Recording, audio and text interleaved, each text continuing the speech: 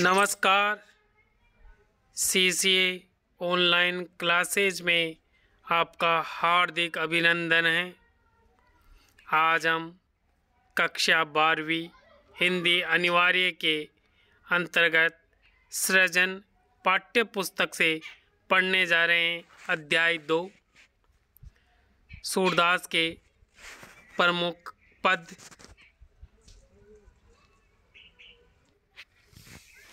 अध्याय 2 भ्रमर गीत से चयनित कुछ पद सूरदास जी के। सूरदास जी का जन्म सन 1483 ईस्वी, मृत्यु सन 1563 ईस्वी। सूरदास जी का जन्म दिल्ली के निकट सिही नामक गांव में हुआ था।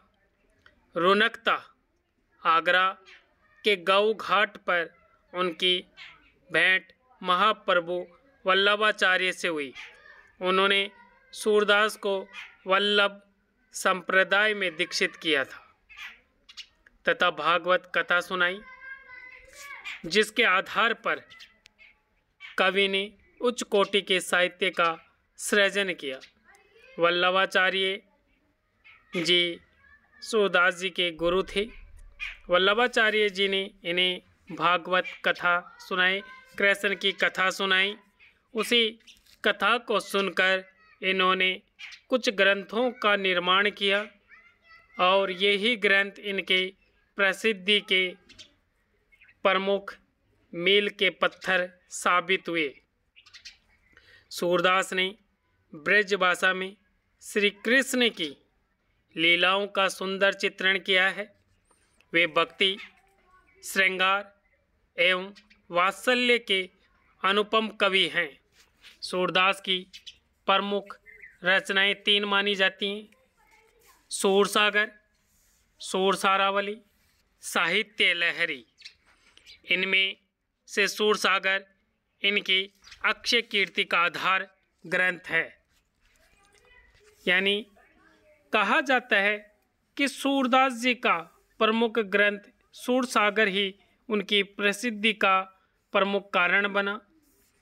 आज हम लोग सूरदास जी को जानते हैं तो इनके ग्रंथ सूरसागर के कारण। सूरदास अष्टछाप के शीर्ष कवि हैं। अष्टछाप का तात्पर्य 8 कवि।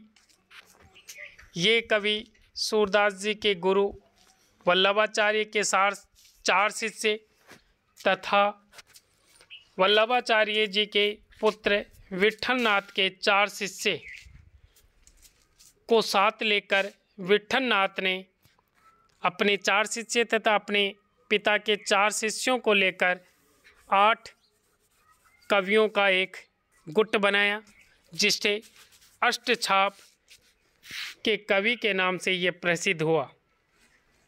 कृष्ण के लोकरंजक रूप को काव्य का आधार बनाकर उन्होंने जयदेव और विद्यापति की गान परंपरा को आगे बढ़ाया। कृष्ण के लौकिक रूप का आधार बनाकर उन्होंने काव्य का निर्माण किया। जिस प्रकार से जयदेव और विद्यापति ने गायन परंपरा को आगे बढ़ाया, उसी गायन परंपरा को आधार मानकर सूरदास जी ने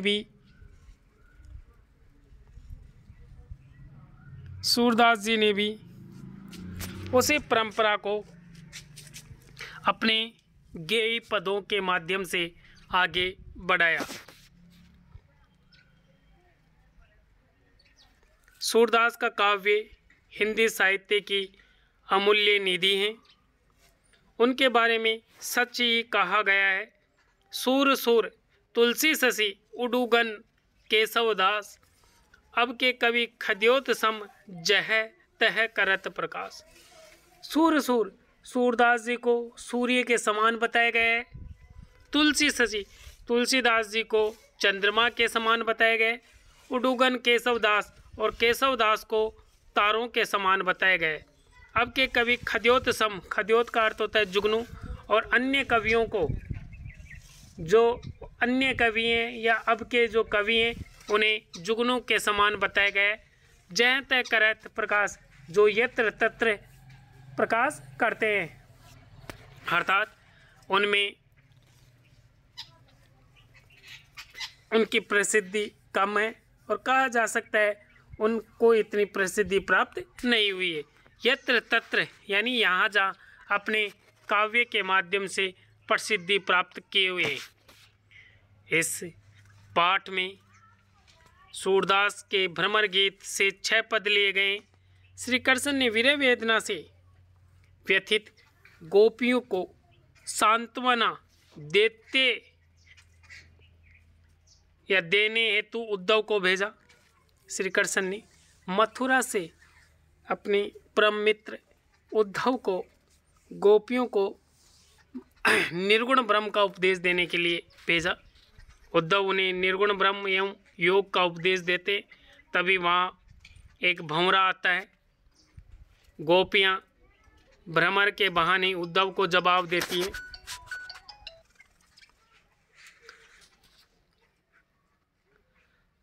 गोपियाँ भ्रमर के बहाने उद्धव को जवाब देती है या उलाहाना उपालंब देती हैं। उन्हें कड़वी ककड़ी के समान योग का उपदेश अरुचिकर लगता है। उनके लिए मिलन और विरह दोनों स्थितियों में श्री कृष्ण से लगाव लाभदायक है। मथुरा काजल की कोठरी के समान है। उनकी आँखें कृष्ण दर्शन को व्याकुल हैं। वे निर्गुण ब्रह्म के रूप, रंग, निवास, माता पिता आदि का ब्यौरा जानना चाहती है। जब उद्धव गोपियों को निर्गुण ब्रह्म के बारे में बताता है, निर्गुण ब्रह्म का उपदेश देता है, ज्ञान देता है, तब गोपियाँ कहती है कि हे उद्धव, हम निर्गुण ब्रह्म का ज्ञान स्वीकार कर लेंगी, लेकिन आप हमें ये बताइए कि निर्गुण ब्रह्म कौन है, कैसा उसका रूप है, कैसा उसका रंग है, कहाँ वह रहता है, उसके माता पिता कौन हैं। अगर आप इन सभी प्रश्नों का जवाब देते हैं तो हम निर्गुण ब्रह्म का ज्ञान स्वीकार कर लेंगी और हम निर्गुण ब्रह्म की उपासना शुरू कर देंगे। कृष्ण की याद दिलाने वाले वन, उपवन, लता, वितान, यमुना आदि विरह काल में भीषण संतापदायक बन गए।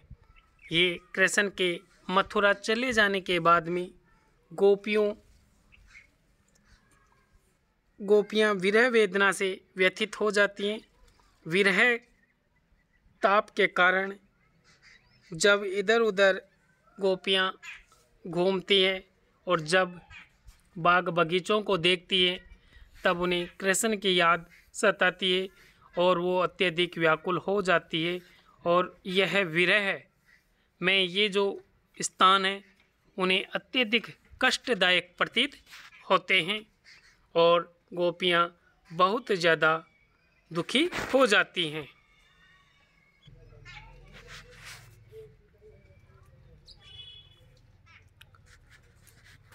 श्री कृष्ण उद्धव को गोकुल में भेजते हैं, ब्रज में भेजते हैं। उन्हें उद्धव के द्वारा निर्गुण ब्रह्म का उपदेश दिया जाता है।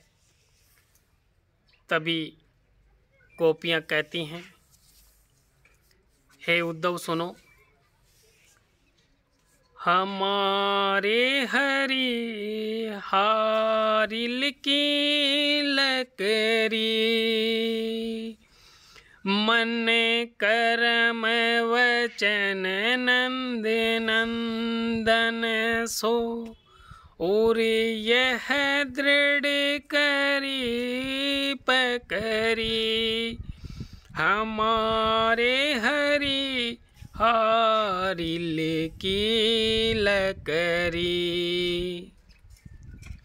जागत सोवत सपने सोतुक। कान है कान जकरी हमारे हरि हारिल की लकरी। सुनते ही जोग लगत ऐसो अली ज्यों करूँ ही ककरी। हमारे हरि हारिल की लकरी। सो ही बयादी हमें ले आए देखी सुनी न करी। हमारे हरि हारिल की लकरी। यह तो सूर तीन ले दीजिए जिनके मन छकरी। हमारे हरि हारिल की लकरी। इस प्रकार से गोपियाँ उद्धव से कहती हैं कि हे उद्धव, हमारे हरि हारिल की लकड़ी मन कर्म वचन नंद नंदन सो और यह दृढ़ करी पकड़ी। जागत सोवत सपने सोतुक कान कान जकरी। सोनतो जोग लगत ऐसो अली ज्यों करुई ककरी।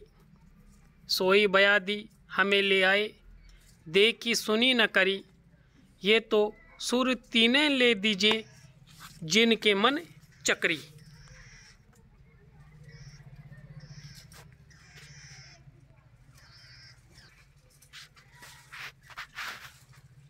इस पद का संदर्भ है प्रस्तुत पद सूरदास विरचित सूरसागर के भ्रमर गीत प्रसंग से लिया गया है। उद्धव गोपियों को समझाने और ब्रह्म ज्ञान का उपदेश देने गोकुल गए हैं। सूरदास इन पदों के माध्यम से सगुण और निर्गुण के द्वंद्व को भी उठाते हैं और सगुण उपासना का महत्व प्रतिपादित करते हैं।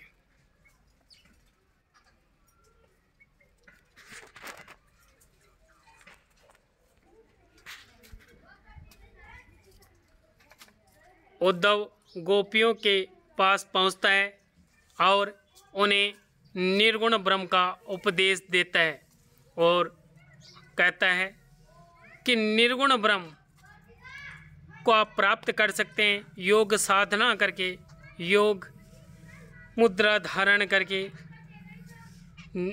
योग साधना के द्वारा आप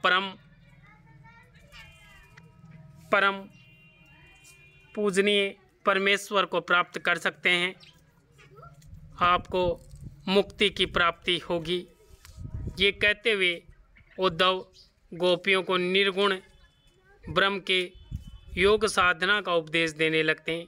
तभी गोपियाँ उन्हें कहती हैं,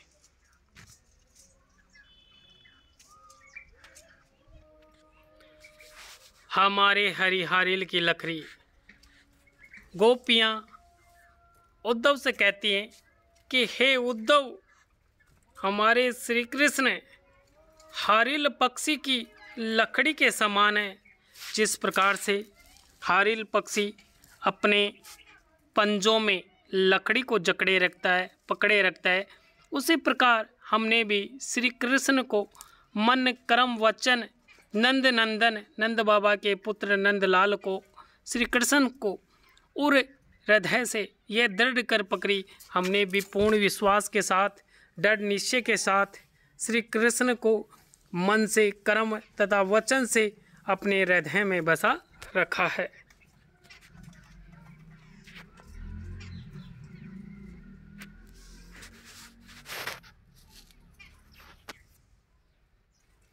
जागत सोवत सपने सोतुक कान कान जकरी। हम जागते सोते तथा सपने में रात दिन काने काने जकरी श्री कृष्ण का ही नाम पुकारती हैं। गोपियाँ कहती कि हे उद्धव, हम सोते समय, जागते समय तथा दिन रात सपने में भी हम श्री कृष्ण का नाम ही जपती रहती हैं, उन्हें ही पुकारती रहती हैं।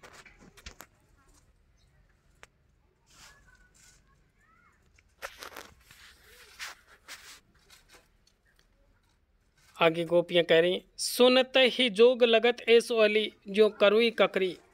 एक गोपी दूसरी गोपी से कहती है, हे गोपी, हे सखी, हे अली, ये जैसे ही मैं इस योग साधना या योग साधना का उपदेश सुनती हूँ या ये योग साधना का ज्ञान सुनती हूँ, तो सुनते ही मुझे ऐसा लगता है जैसे किसी ने मुझे कड़वी ककड़ी थमा दी हो और कड़वी ककड़ी खाने के लिए कहे। तो ये मेरे से कैसे हो सकता है कि मैं किस प्रकार से ये कड़वी ककड़ी खाऊं।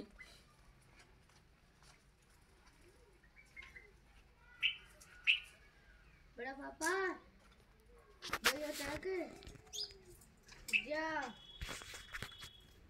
मैं थोड़ी देर चला रहा हूँ। सोई बयादी हमें ले आए, देखी सुनी न करी। गोपियाँ कहती हैं कि ये उद्धव है जो हमारे लिए ये कौन सी पीड़ा ले आए, कौन सा दुख ले आए, जिसके बारे में न तो हमने सुना है न हमने इसे देखा है। वो गोपियाँ निर्गुण ब्रह्म की ओर इशारा करते हुए कहते हैं कि ये कौन सी पीड़ा ले आए, कौन सा दुख ले आए, जिसके बारे में हमने न तो सुना है न जिसे देखा है।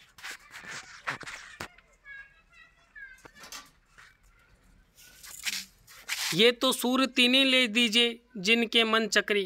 गोपियाँ निर्गुण ब्रह्म के बारे में कहती हैं कि हे उद्धव, ये जो निर्गुण ब्रह्म का उपदेश या योग साधना का जो उपदेश लेके आए हो, ये उपदेश उन लोगों को दीजिए जिनके मन में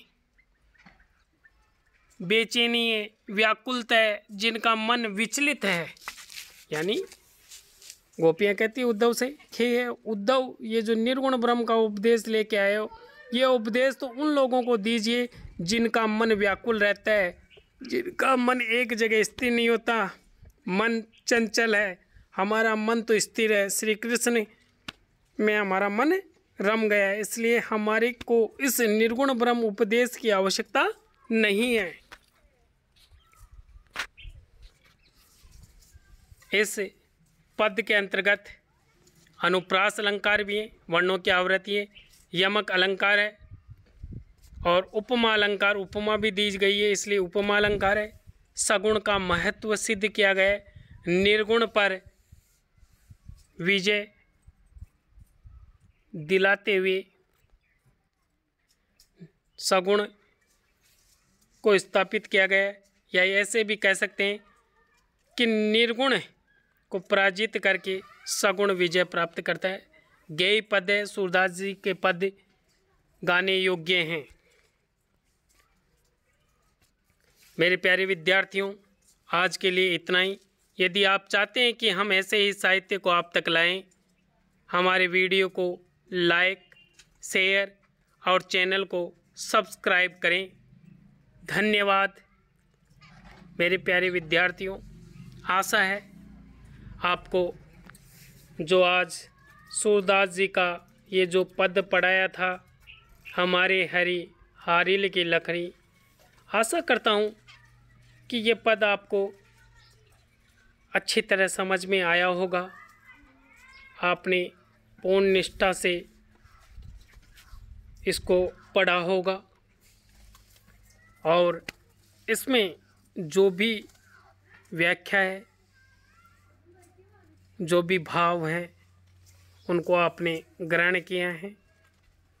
इस पर विशेष ध्यान देते हुए इसका जो इस पद का जो व्याख्या है, संदर्भ या प्रसंग है, विशेषताएं, उसे आप अपनी नोटबुक में उतारें ताकि परीक्षा में आपको कोई समस्या